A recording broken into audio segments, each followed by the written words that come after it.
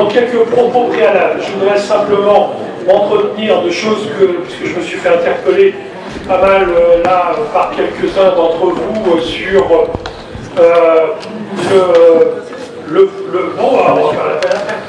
sur le vote qui a pu se passer hier soir, le vote du budget du PETR, où le résultat est un résultat où le budget a été rejeté, une majorité, c'est comme ça, et la majorité venant, bien entendu, de tous les délégués de plus rien communauté. Je tiens à préciser que le positionnement que nous avons, qui a été pris hier soir, est un positionnement unanime, hein, ce n'était pas une consigne de vote stricte du président, je tiens à le préciser là-dessus, mais qu'on a échangé plusieurs fois avec des délégués sur justement qu'est-ce que pouvait être la décision à prendre quant au vote du budget de ce PETR.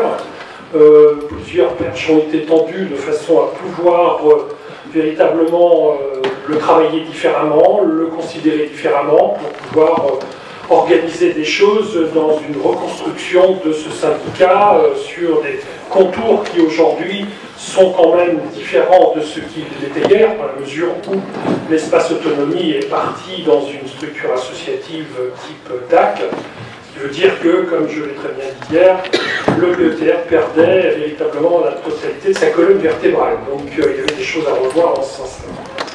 Voilà. Le budget a été retoqué, maintenant on reste à voir un peu ce qu'il en sera.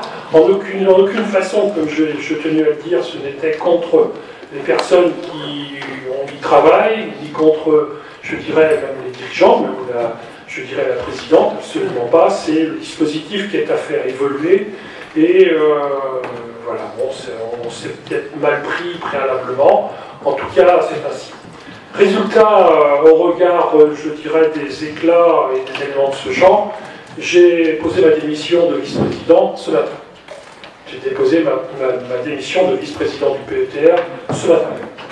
Donc voilà, affaire à suivre donc. J'espère que les contacts reprendront assez vite de façon à ce qu'on puisse retravailler dans la mesure où ce syndicat porte le scope du PQRL, dont nous sommes bien entendu largement partie prenante, et qu'il y a des missions type CLS, leader, qui sont quand même à considérer et à retravailler pour voir dans quelle mesure on peut les organiser au mieux.